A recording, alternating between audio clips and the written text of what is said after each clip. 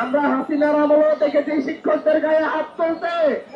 আমরা 34-এর গড়ে উত্থান পরবর্তী ডক্টর ইউনূসের সরকারকেও দেখছি শিক্ষকদের গায়ে হাত তুলতে। আমরা অতিহুমনের সময় দেখেছি শিক্ষকদের গায়ে হাত তুলতে। আমরা নুরুল ইসলাম নাহিদের সময় দেখেছি শিক্ষকদের গায়ে হাত তুলতে।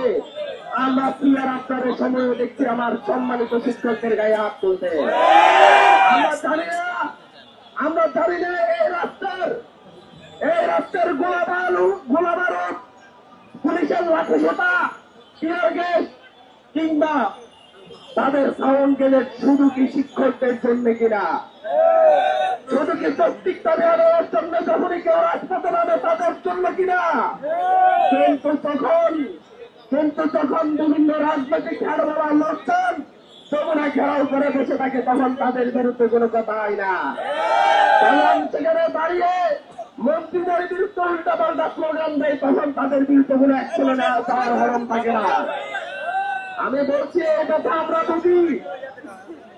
আমরা দেখছি যে প্রথম ধাপে দমনের চেষ্টা করা হয়েছে, শিক্ষকদের গায়ে হাত তোলা হয়েছে। এর জন্য এখন পর্যন্ত শিক্ষা উপদেষ্টা ক্ষমা প্রার্থনা করেন নাই। শিক্ষা উপদেষ্টা শিক্ষকদের দাবি মেনে নিবেন, মানতে বাধ্য হবেন, কিন্তু আপনার সময়ে আমার শিক্ষকদেরকে যে লাঠিপেটা করা হয়েছে, তাদের গায়ে হাত তোলা হয়েছে, এর দায় আপনি নিবেন কিনা সেটা বলেন। আমরা এখানে জাতীয় নাগরিক পার্টি এনসিপি শিক্ষকদের পক্ষে সেই প্রথম দিন থেকে ছিল, সেই দিন পর্যন্ত থাকবে ইনশাআল্লাহ।